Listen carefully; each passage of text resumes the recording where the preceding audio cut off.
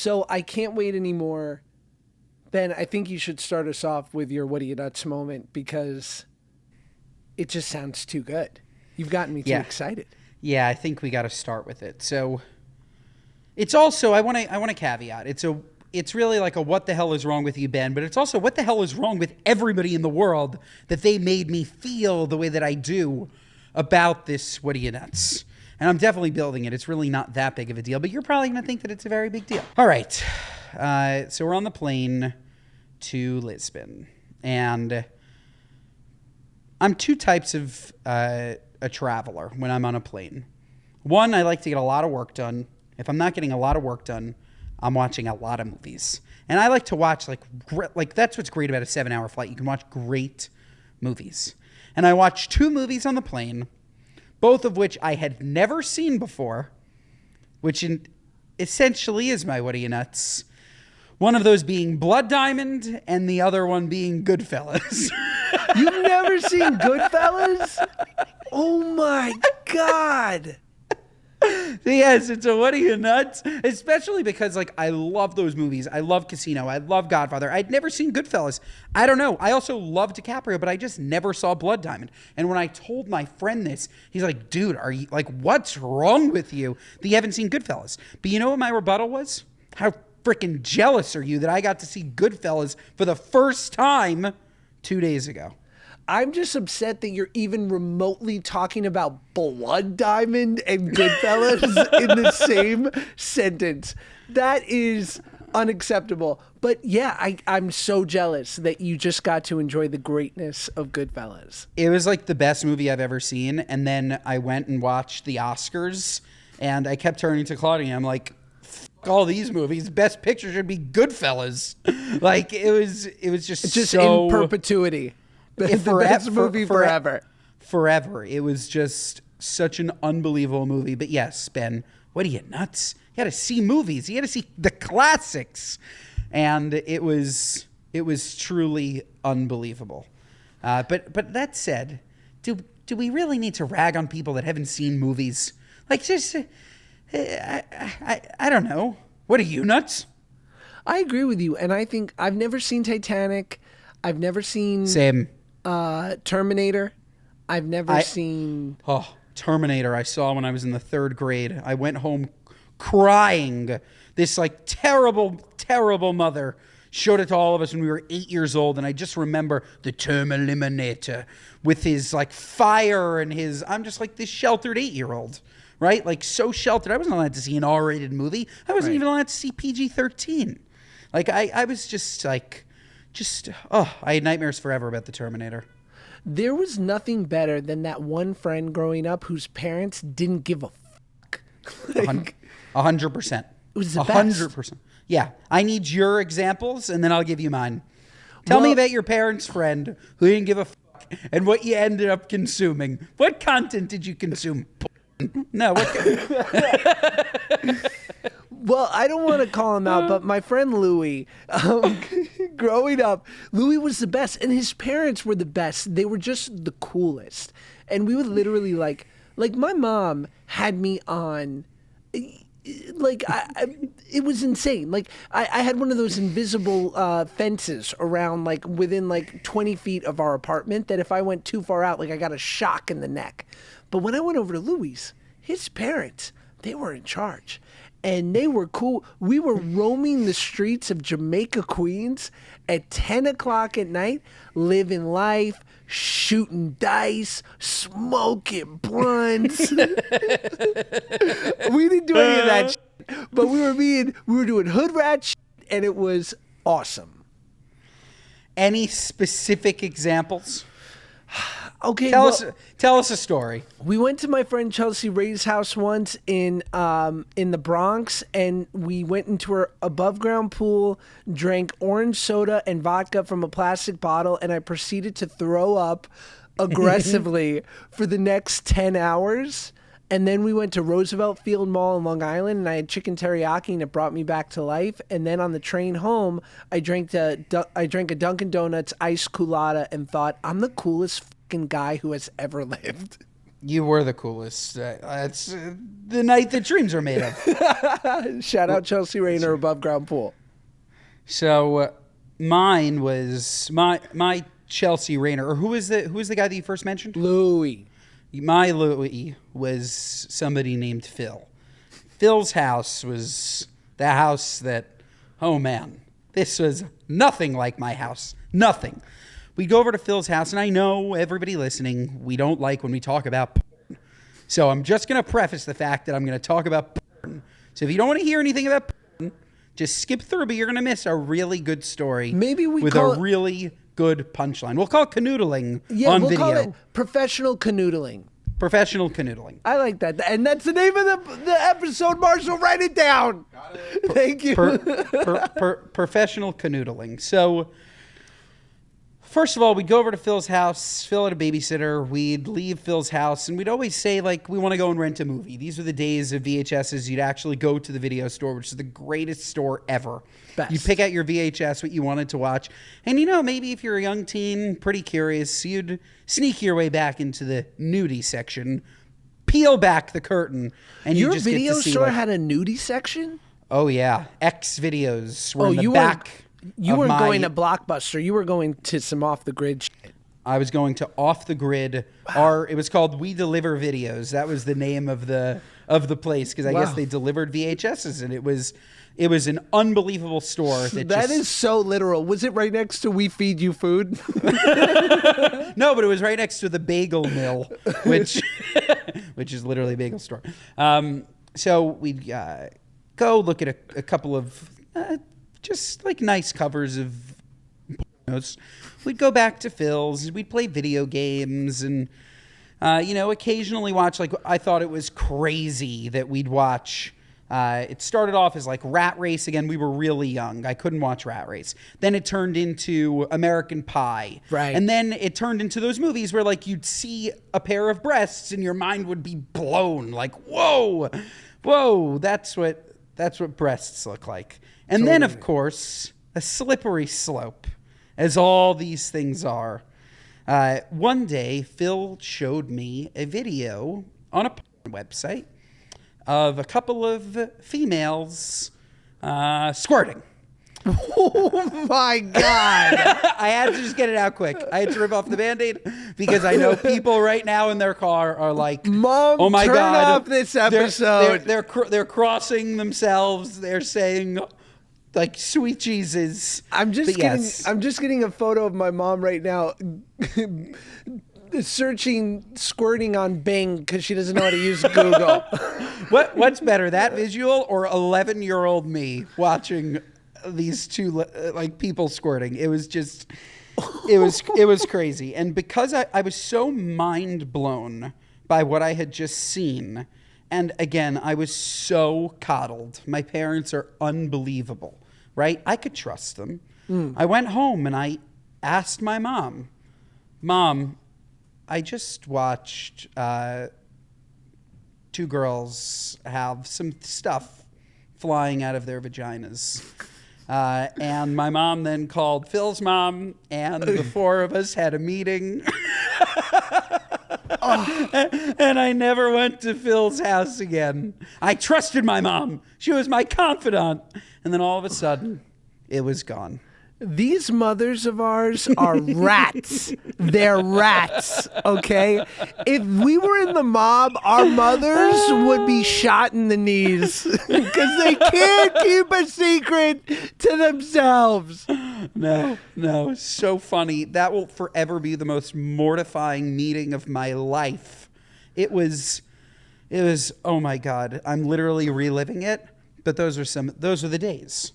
Those were just the days. My mom was the queen of telling things that I had told her in confidence to other people's parents. Mm-hmm. Like, I remember this kid, Brian, in elementary school, his dad was buying him Swiss Army knives, and he would bring them into our 5th grade class, and they were sick, and I wanted one so bad. And my mom was like, "You think this is cool? These contraptions? You're gonna cut your finger off Meanwhile, the entire class now is getting brought into the principal's office. My mom has like put something into motion that is now going to get us all into trouble. Brian's being like searched like he's the shoe bomber on United. Like, it was so bad. Mom, who does this? You know, it's so funny. Sure, your mom's a rat. She's probably just afraid you were getting stabbed. It's too much. I also remember there was a brief stint with Swiss Army knives. Swiss Army knives were a big thing when we were younger. Like, it was just like a cool... I also always wanted a Swiss Army knife. So interesting. So interesting. I think it was just the way that it was built. It was so cool. I didn't even want the knife part. I love the fact that there was a little scissor just in case I was like, I don't know, you're sewing and you lose the little scissor that comes with the sewing kit. Like, it had all the contraptions. Growing up, if you were a boy, the things that were sold to us that were the coolest things ever, I'll start. A tree house, a Swiss Army knife, and a slingshot. Am I wrong? No, but did you have a treehouse? No, but I wanted one desperately, and then I realized that we were broke and lived in New York. Yeah, exactly. I think that I wonder if there's anybody rich enough. You think there are kids that are rich enough in New York that have tree houses? Like, I'm talking Manhattan. Like, is there like somebody with a sick brownstone whose kid is, again, kids will be kids. Yes. I too, I wanted a tree house. I wonder if there's anybody in Manhattan that has a tree house. Probably not, but those to me were like the coolest, like of the highest value. Yeah, tree houses were epic. Wow. Well, your friend Phil seems like a good time. Do you guys keep in touch? We don't. If Phil, if you happen to hear this, man, you showed me things that I wouldn't have seen for years. And you really just matured my brain. How much do we want to bet that Phil's in crypto now? Hi. Yes. Hi. As long as he's not in Silicon Valley Bank. Holy smokes. Did you hear about this over the weekend? So for the people that don't know, I'm sure they do know, but Silicon Valley Bank, this is the second biggest bank ever to completely default? So that I don't know. I just know that... Second to Lehman Brothers. I just know that Sprit Society banked. No, you did? With Silicon Valley Bank. And no. So we were on the front lines of all it. We're totally fine, totally cool. Cash is secured, no problemo. That said, shout out Joe B. We had some. It was a pretty wild weekend of switching banks and just like hearing from investors and board members, just like, hey guys, the bank that you're with is currently having some issues. You might want to seek a different bank. I can't believe I'm just hearing about this. So on Friday, when the bank that holds all the money for Sprit Society, basically the federal government shut them down, and you had no idea whether that money was ever going to be returned to you. So we heard a little bit earlier. There were rumblings before this weekend, like over the last week, that shit was going down at Silicon Valley Bank. And so there was technically time to like put your wires through and push your money to a different bank. We had actually submitted on Friday and our wire didn't go through. So truthfully, if push came to shove and they were not bailed out, we would have all of our money frozen, which would have been a terrible problem. And we would have needed to have switched this podcast to 5 days a week, maybe even more. 2-a-days. I'm here for it. But we're okay. We're okay. When did you know, like, when that wire didn't go through on Friday, did your stomach drop? I'm not going to lie to you. This was the weekend that I was in Portugal, and my partner just handled the whole thing like a freaking champ. Yes, our stomachs drop, but when there's a will, there's a way. We figured it all out. And, we are no longer with Silicon Valley Bank, but that was a really, really crazy. It just goes to show you that the reason why you bank somewhere shouldn't be because it's the startup bank. It's where everybody in Silicon Valley goes like, no, I want to bank somewhere for a reputation, like where the reputation is that they're secure and that like non-startups are there, honestly, that like everybody that's a mature business also banks with them. The more I think about it, it's like, oh yeah, go where all the other growing companies are. Like, no, I want to be with the grown companies. Yes. Right? Like, it's like a weird sales tool. Go with Silicon Valley, ride the wave, like your bank. Right? Yeah. I want to be somewhere where they bank with billionaires like Chase Bank and Kanye West. You know, I want to go. Exactly. Yeah. I want to go somewhere that's really got a lot of dough. My bank is owned by the Royal Bank of Canada. And my friend's bank over the weekend, because we were talking about this and comparing banks, he's like, oh, well, my bank is owned by the Royal Bank of Scotland. I'm like, are we just being protected by other countries? Like, Canada's the one footing the bill for my bank. I guess mine is too. TD? Are you a TD card holder? I'm a City National girl. I'm Toronto Dominion. I just found out that's what TD stood for. Toronto Dominion. What a fun acronym. Interesting, isn't it? How'd you pick your bank? It's the Hollywood Bank. It's the bank where you can go get a home loan, and when they say, can we have 2 years of pay stubs, you go, what are you, nuts? That's funny. I'm going to give it to you in bulk. Right. Just give me a few years. I literally picked TD Bank because it was on my corner. It's cute. Proximity is important. Well, I think I still have to give my what are you nuts moment. Did I? You do. No. We came out guns blazing in this episode, which I love. I love it too. You haven't given it. So my what are you nuts moment, and this is telling on myself a little bit here, and I'm willing to go there. So the other day, my wife and I, we had like a very, very, we were doing this shoot together for something that's going to come out soon. Can't say what yet, but it's going to be pretty wonderful. Wow. So I was taking my son to school, and it was kind of a rush because I had to be somewhere at 9:30, and so I had to drop him off at 9, and everything was sort of being mapped out, and my wife was getting ready, and our younger son wasn't feeling great, and it was like a very busy morning. And usually I quarterback it beautifully. The Tom Brady of breakfast for my kids and getting them to school. But today wasn't going great. So I take my son, and he hadn't felt great the night before, but he wakes up that morning, he's fresh, beautiful, no temp, ready for anything. I'm like, let's do this. So I go, you know what? We'll go to the donut shop on the way to school, little something, get him. I say, what would you like? I know you like the pink donuts with the rainbow sprinkles, please. Your dad's on iCarly, get two. So he goes, Dad, I think today I'd like a croissant. I said, I didn't know that I was with such a sophisticated young child. Of course, enjoy the croissant. So we get it, put him in the car. So he starts to say, Dad, can we just go back home? I don't know if I'm feeling good again. And I said, you feel fine. You don't have a temperature. You woke up. You've been running around all morning. You're fine. I'm like doing the total dad thing. And then he goes, well, I don't want to eat this croissant. I go, well, why didn't you get the donut?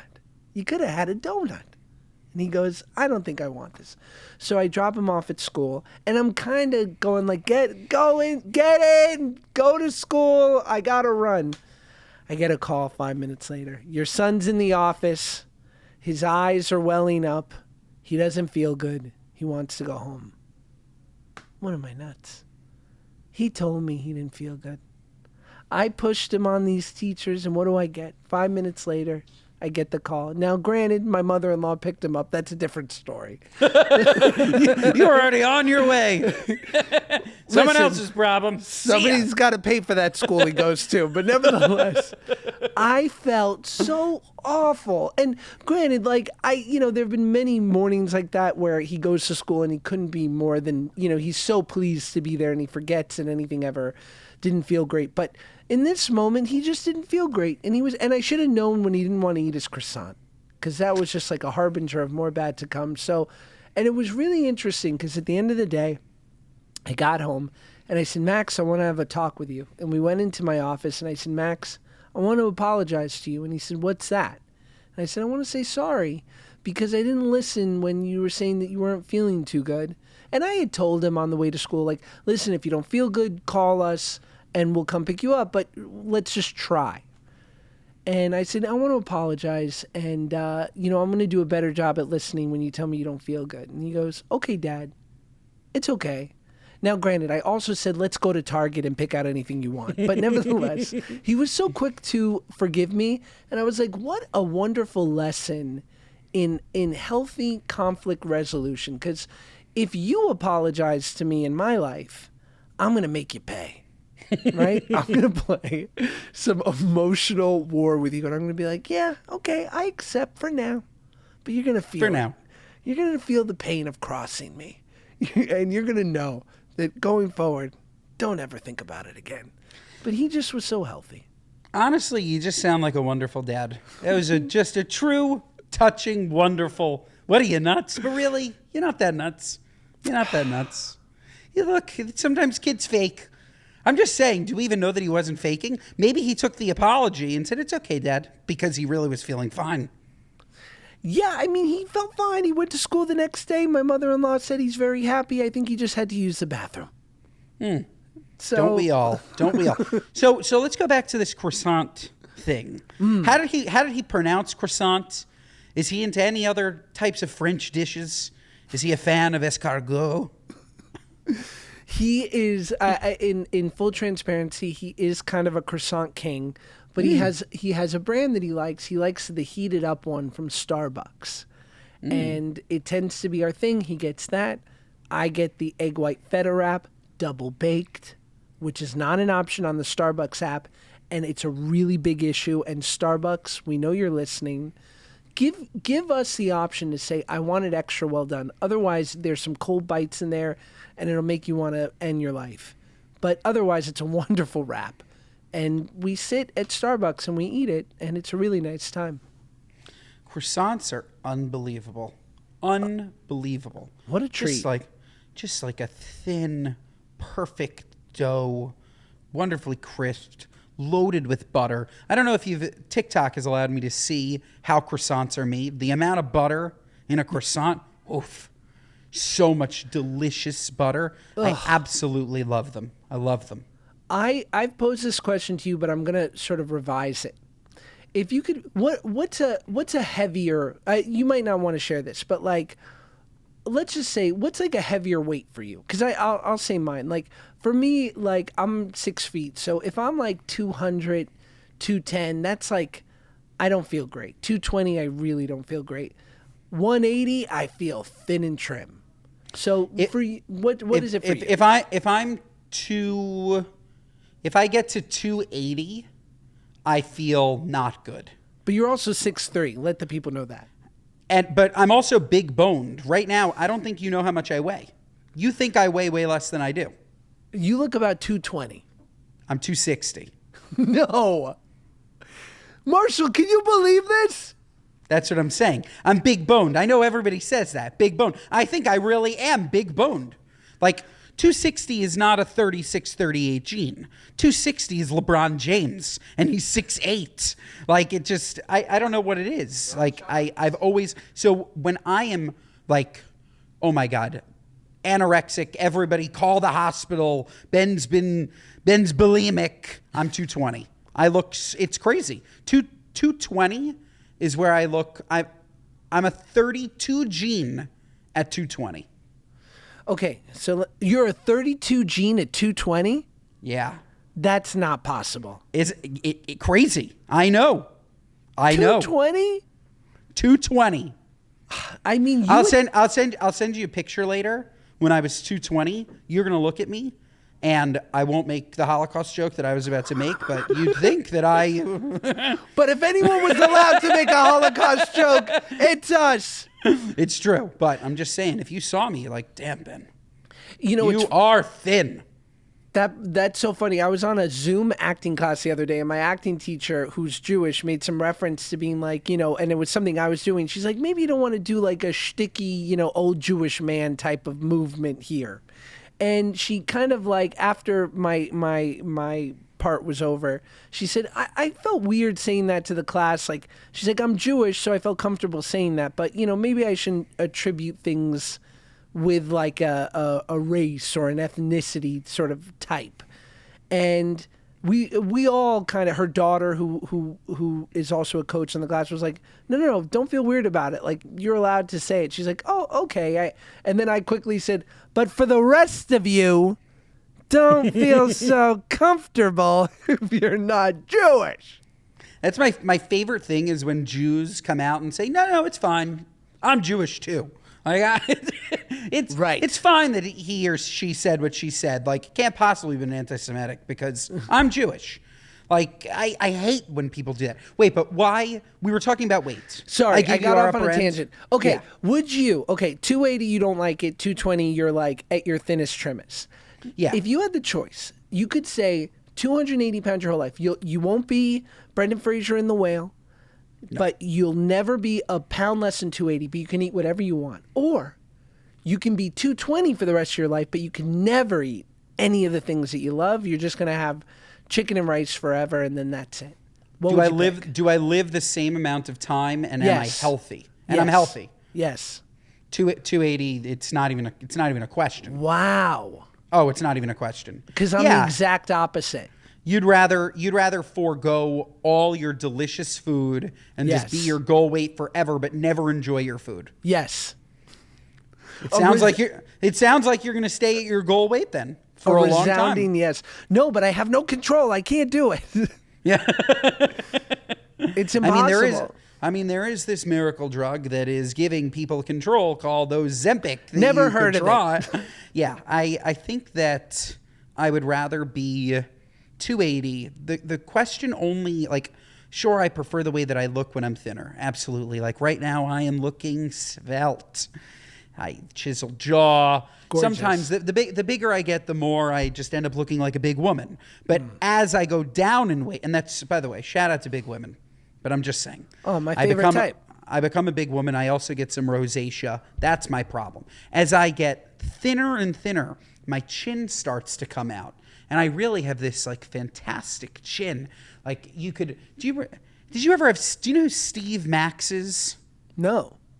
Steve Max was this guy that used to come to my elementary school and to my day camp, and his thing was put it on your face. He'd balance a person sitting in a chair on his chin. Well, we need to get him on the podcast. I have a chin like this guy, Steve Max. And unfortunately, Steve Max, I believe, passed away because his jaw completely separated. But because an obese 12-year-old fell on him. He's like, son, I thought you were 120. You're 280? You look so thin. He comes to your class like, who's going to sit on my face? Not you, Ben. But yeah, great chin. So I like to look. But what's most important to me, I went on a tangent again. Most important to me is being healthy. That's really what pushes me down. That I start not to feel good. I get more headaches. I'm more tired. Yes. Doing routine stuff is just harder, right? That's what eventually always pushes me back from upper, back to the middle, back to the upper, back to the middle. My weight's always been like a pendulum. Yeah, or a ping pong ball. It swings. But if I could guarantee that I feel good, but I could eat whatever I wanted at a weight that made me feel slightly uncomfortable, I'm taking it. I love food too much.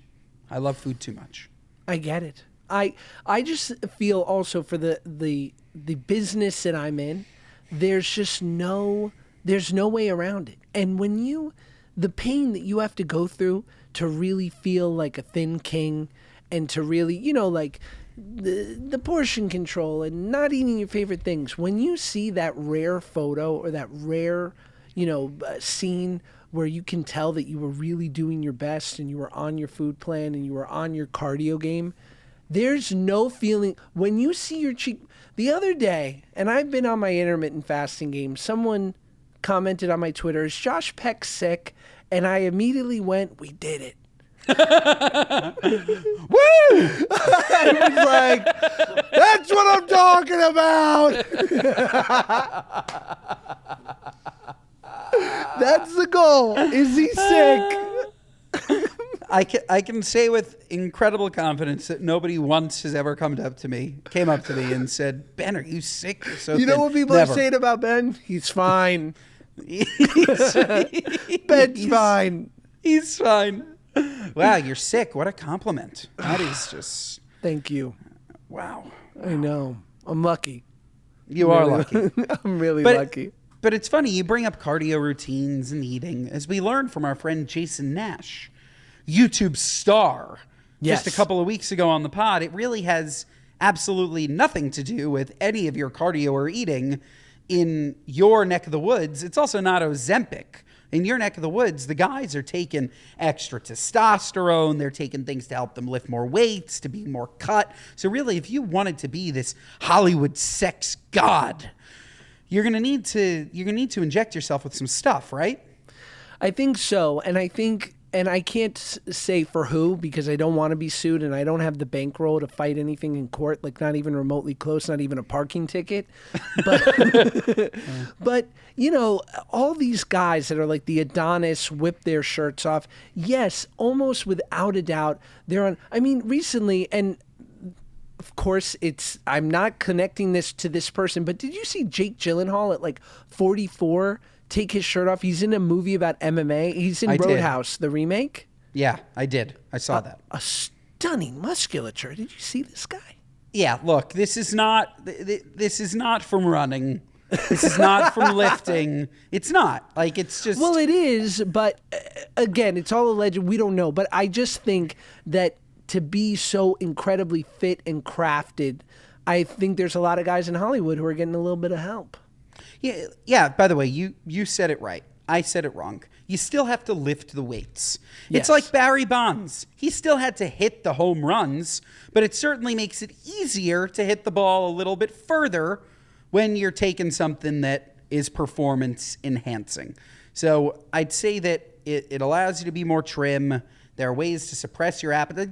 Look, at the end of the day, you pay enough money, you can become a specimen. That's it. You pay enough money, you can become a specimen. You do need the willpower.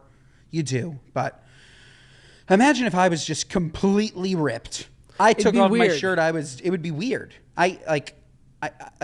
Would you want to be ripped? Like, do you want that for yourself?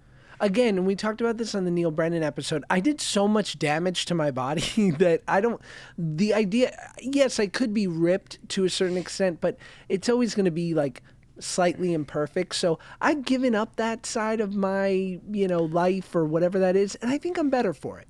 But do you want to be? Like, let's say that stuff didn't happen and you could be ripped. You're you, but you are freaking jacked. Do you want that? No, not really. When I see people in that good of a shape, I think it's their job. Like they're sacrificing something to be in that good of a shape. Same page. I'd like to be strong. I certainly don't want to be chiseled. It's the same way that I feel when I see somebody running on the street. Yes. What are you running from? Huh? I want to look like a guy. I want to look like a Staten Island firefighter. Like I'm saving cats. I'm fighting fires, and I look good doing it. Oh, that just cracked me up. That was funny. Have you ever trained for a marathon? No, didn't we talk about this? You think it's unacceptable? Like you think marathons are unacceptable? Oh yeah, good. I was teeing myself up, but I guess I have amnesia. but yes, I will take your lofted softball, hit it out of the park, and say that anybody that trains for a marathon is freaking nuts. Like you have better things to do with your time. You do. There are better ways to be healthy. I hear it's terrible on the knees. Like if it's really about health, then go and be healthy. Go and eat a bunch of, I don't know, crazy lion's mane and get your mind right. And I do like the swimming. I'm like people who swim. I think that's awesome. People who run. I don't know. I just haven't met that many people that I have anything in common with that are runners. I want people to know that they're not original. Like if you're intermittent fasting, we've heard of it before. We know. Like if you're in the sauna and cold now, we know. CrossFit, we've heard of it. Running, whatever your thing is, like I just don't want to hear about it. Like I have so many friends who are like, you'll never guess what we're doing now. Keto. It's like, I don't need the download of your keto journey. I'm glad it's working for you. Enjoy your heavy cream and bacon. We don't have to go over the particulars. I had a keto journey, keto season. I did. And it really just launched a national campaign of keto season, which if you know, you know, but keto season just meant anything great. I took the keto diet and I ran with it. And when I'd go off it, I guess, honestly, I'm realizing this is a trend in my life. It's the same way that I approach keeping kosher. When I'm on it, I'm on it. When I'm not, it's okay. And I just keep doing this. But speaking of keto season, you can get deliciously keto meals from HelloFresh, the sponsor of the Good Guys Pod. No, they're not sponsoring this one either. But God, am I getting these integrations incredible? We need to have these sponsors every week. We really do. And speaking of sponsors, I don't know if you've seen me slowly drinking this gorgeous Pineapple Spritz Society. It's a late night here on a Monday night. Drinking and potting. Probably one of my... Yeah, but it's light. 6%. Delicious. Gorgeous. If you want to try it, spritzsociety.com. Use code BWNJ for 15% off. I should really make a Good Guys code going forward. But for now, spritzsociety.com, BWNJ, 15% off anything on site. The pineapple is delicious. Peach is delicious. They're all delicious. I'd recommend the variety pack. Wow. I don't know if that was as seamless as what you were trying to do, but I saw my moment, I ran for it. Well, I'm incredibly impressed. And have you heard about this new, and I think this just means the world's ending soon. Have you seen this new professional slap fighting competitions? I have seen them, yes, and they're very scary. Marshall just let out an audible guffaw. Have you seen this, Marshall? No. Oh my God. So it's basically, and Dana White, the owner of the UFC, owns one of them. It's basically you stand face to face with someone and you slap the shit out of them. Like, what happened? What happened to us as a society? This is it. This is the best we've got. Honestly, it's because we are the generation that grew up thinking it was hilarious punching each other in the nuts. Yes. Like it just makes sense. Like, of course, as adults, we'd love to see people get 5 fingers slapped. Like, it's just a product of our culture. We enjoy people's misery. As a man, are you afraid of having to stick up for Claudia if, God forbid, someone was inappropriate or mean to her out in public? No, I'm defend afraid her honor. I'm afraid that I would overestimate my capabilities. But I just got to bed being choked out outside of Carbone.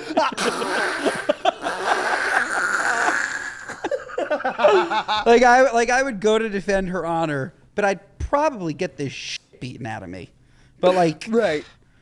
I've told the story on this podcast of when I was mugged as a young teen at 13. Yeah, by a large woman. By a large woman. So yeah, that's what would happen. That's what would happen. Just I'd stick up for her because anybody who says anything terrible about my queen, I'm there. But I would overestimate my skills, unfortunately. Have you been in a fight over Paige?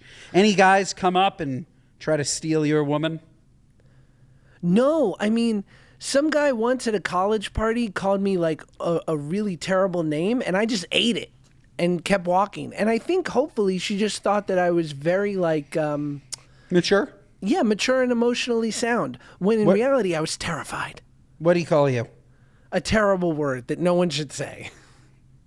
That we can't say on the podcast. Like a terrible word. Gordo.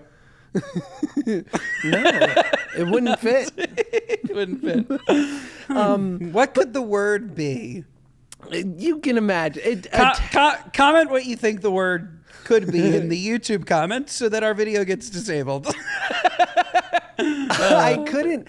And I was like just so taken aback. But I agree. Like, I know. And you know those memes of like, where they say like guys who don't train in any kind of martial arts, this is their mentality. And it's just, bro, when I want to go, I see red and people's heads start falling. And that's what I want to believe that would happen if I got into a fight. I mean, I've trained boxing before, but the reality is I'm probably going to be like you, getting choked out in the parking lot of Carbone.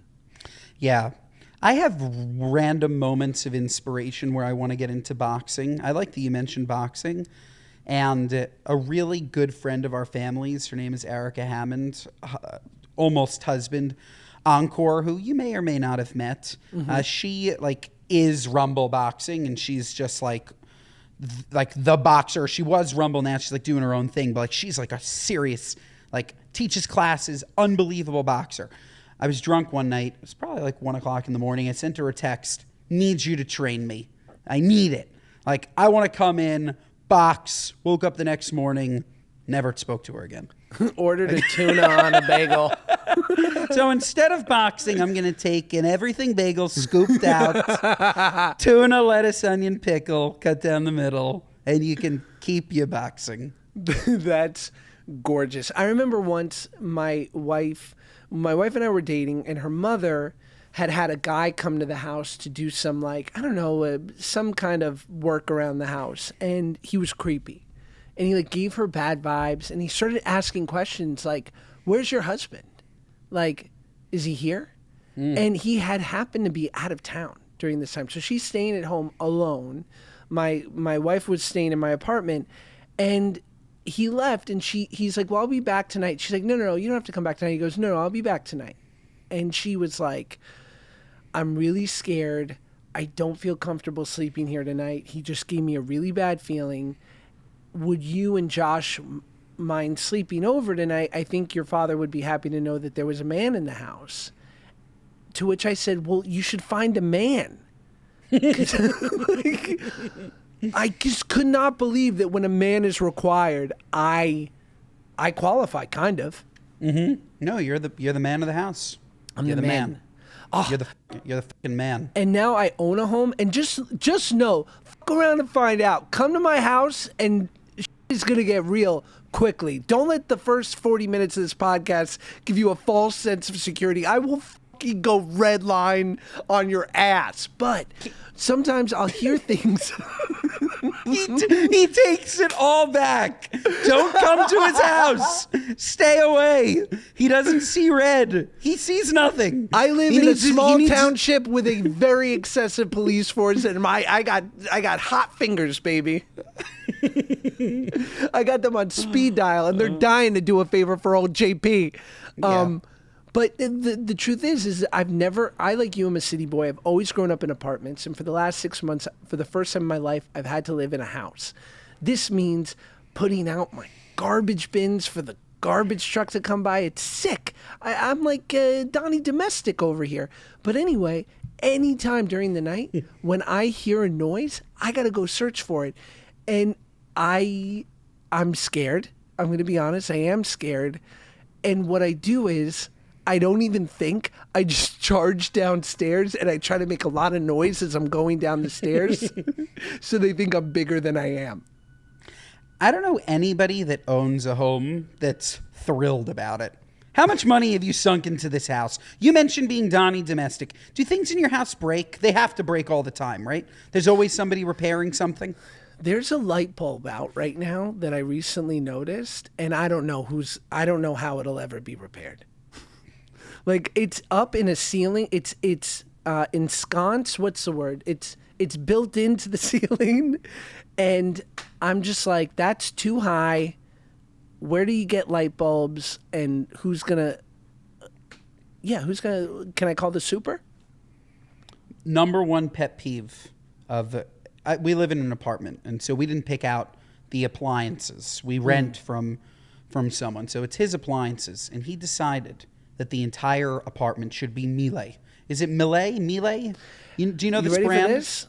Of course I do, and you guys are very fancy. It's actually Miele, like tequila. Okay, Miele. I fucking hate Miele. Miele is like to import your. It's an Italian company to import a washing machine, burners, stove, like. Anything breaks, impossible to fix. impossible to fix. Meanwhile, if we had just gotten American Standard, a nice Dyson or a, like, you know what I mean? Dyson's British. Great. I can still get it at Home Depot. Like, I can't get Frigidaire or Sure. General Electric, perhaps. Sure. Anything that I can get fixed easily by calling someone. I'm sorry, Ben. You know, the piece that you needed from your washing machine will take 8 weeks. That's upsetting. Yeah, that's some homeownership. Yeah, some homeowner shit. Before we wrap up this gorgeous podcast. Gorgeous. The holiday seasons are on us. Yes. Passover, Easter. As a Passover, Easter, a Peaster kind of man, talk to us about what you're going to do for Passover, what you're going to do for Easter. Keep it tight. But what are you doing for both? How do you guys celebrate both? In full transparency, it's mid-March, so I don't know yet what we're going to do. But I imagine there'll be some matzah for Passover, and there'll be some searching for the afikomen for my... I mean, again, like everything great in life, it all becomes focused around the kids. So my son will be getting $20 when he finds the matzah, and then he'll be looking for Easter eggs, getting cracked out on little Reese's eggs. Yeah. You? Yeah. Same. Eating a lot of matzah. Yes. I'm like, the amount of cream cheese that I consume over Passover it's an unbelievable amount of cream cheese. I like putting lox and scallion in my cream cheese, making a bit of a lox spread, and I smear it on my matzah. I find that the combination of the constipating matzah and the lubricating cream cheese allows me to stay regular during a season that is very irregular. Yeah. And then I'll spend time with family, have a nice Seder, recline as I drink my wine, as everybody, that's a thing, reclining. And I feel like I just sounded like Trump. I'm going to be reclining. But yeah, that's what I'm going to be doing for Passover. I won't be celebrating Easter because Jesus didn't die for my sins. But if he died for yours, I hope you have a wonderful Easter. Go hunting for the eggs. Find that egg. And may it be your best egg yet.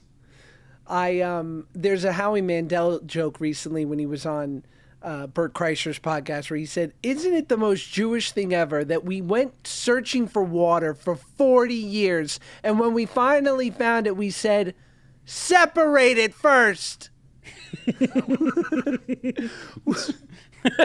We waited for God to separate it before we would even go near it. Yeah.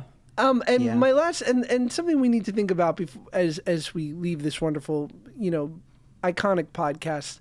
How has the celiac community not co-opted Passover? Hear me out here. Passover, it's anti-grain. You don't eat grains. It's a gluten-free holiday. How is celiac knock on make every day like Passover? No grains. They should have. But Right? technically, aren't you Sephardic? You're Half. You're half Sephardic, but so you can eat grains. I guess I can. You can eat rice. You can eat quinoa. You can eat corn. You have a very different set of rules. Just saying, in case you wanted to dabble in sushi over Passover, you don't have to feel bad about yourself because it's who you are. But yes, the celiac community should have co-opted it. That said, the second the celiac community touches it, all of a sudden it tastes like shit. Like the matzah would go from tasting like semi-edible to just, nope, I'm out. Well, I think we're all going to end this podcast thinking about Ben calling cream cheese lubricating, and I think it's the perfect opportunity. It could be. If you run out, you never know. You know what, guys? Don't rate and review the podcast. I wouldn't blame you. We've put you in a really terrible position. Just walk away from your phone, put your AirPods down, turn your car off, and just take a break from technology for a minute, and we'll see you next week. See you next week.